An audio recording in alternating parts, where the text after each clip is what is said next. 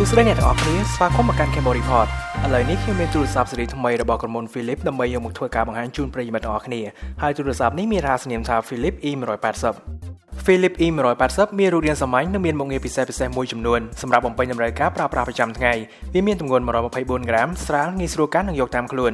ងាកមកមើលនៅក្នុងប្រអប់របស់វាវិញយើងឃើញមានដូចជាកាសដោយ USB និងឆ្នាំងសាកមួយបើមើលទៅលើរូបរាងរចនាបថទាំងមូលរបស់វាយើងឃើញថានៅផ្នែកខាងមុខមានអេក្រង់ទំហំ 2.4 អ៊ីងបង្ហាញរូបភាពបានក្នុងកម្រិត 240 x 320 ពីក្សែលជាមួយនឹងដង់ស៊ីតែអេក្រង់ 167 ppi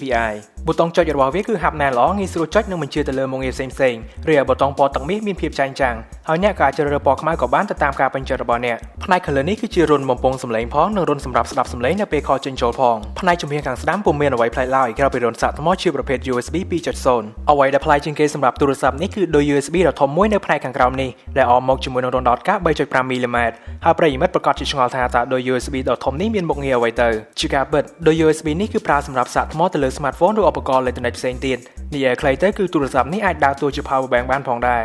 Philips E180 មានកម្លាំងថ្មទំហំ 3100 mAh ដែលអាចដោះចេញបានតាមសន្ទះខាងក្រោយនេះដូច្នេះសម្រាប់ smartphone ក៏ដូចជាឧបករណ៍អេឡិចត្រូនិកផ្សេងទៀតដែលមានទំហំថ្មត្រឹមតែ 2000 mAh ជាងឬតូចជាងនេះអ្នកអាចប្រើប្រាស់ទូរស័ព្ទនេះជា power bank បានទោះជាតែ E180 គឺជាទូរស័ព្ទកម្រិតមធ្យមមែនប៉ុន្តែយើងក៏អាចប្រើប្រាស់វាទៅលើការស្ដាប់តន្ត្រីនិងមើលវីដេអូបានផងដែរដោយវាមាន memory ក្នុងម៉ាស៊ីនទំហំ 128 MB ហើយយើងក៏អាចបន្ថែម memory card ពីខាងក្រៅជាប្រភេទ micro SD នៅផ្នែកខាងក្រោមនេះបានដល់ទៅ 32 GB ទៀតផងវាក៏មានមុខងារ Visual ដែលពុំចាំបាច់ប្រើកាសឡើយម្យ៉ាងទៀតវាក៏អាចប្រើប្រាស់ SIM card បានដល់ទៅ2ក្នុងពេលតែមួយផងដែរដែលយើងអាចទទួលបានផលប្រយោជន៍ច្រើនគួរសមពីវាបន្ទាប់ពីបានធ្វើតេស្តសាកល្បងទៅលើការប្រើប្រាស់របស់ Philips E180 នេះរួចមកយើងសង្កេតឃើញថាថ្មរបស់វាគឺកាន់បានយូរហើយមុខងារសាកថ្មតាមរយៈ USB 2.0 នៅផ្នែកខាងក្រោមនេះក៏អាចសាកថ្មទៅកាន់ឧបករណ៍ផ្សេងៗទៀតបានលឿនគួរសមគួរបញ្ជាក់ប្រាប់ប្រិយមិត្តបន្ថែមទៀតផងដែរថា Philips E180 នេះអាចធ្វើការ standby បានរហូតដល់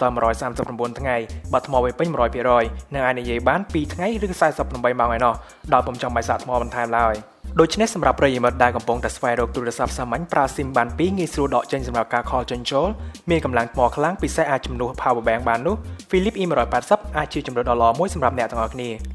អាចរកជាវាបាននៅតាមបណ្ដាហាងលក់ទូរស័ព្ទនានាក្នុងតម្លៃ 180,000 រៀលអរគុណអ្នកទាំងអស់គ្នាដែលបានចំណាយពេលវេលាទស្សនាវីដេអូបង្ហាញលក្ខណៈសម្បត្តិមួយនេះកុំភ្លេចចុច like និង subscribe YouTube Channel របស់ Cambodia Report ដើម្បីទទួលបានវីដេអូថ្មីៗជាបន្តទៀត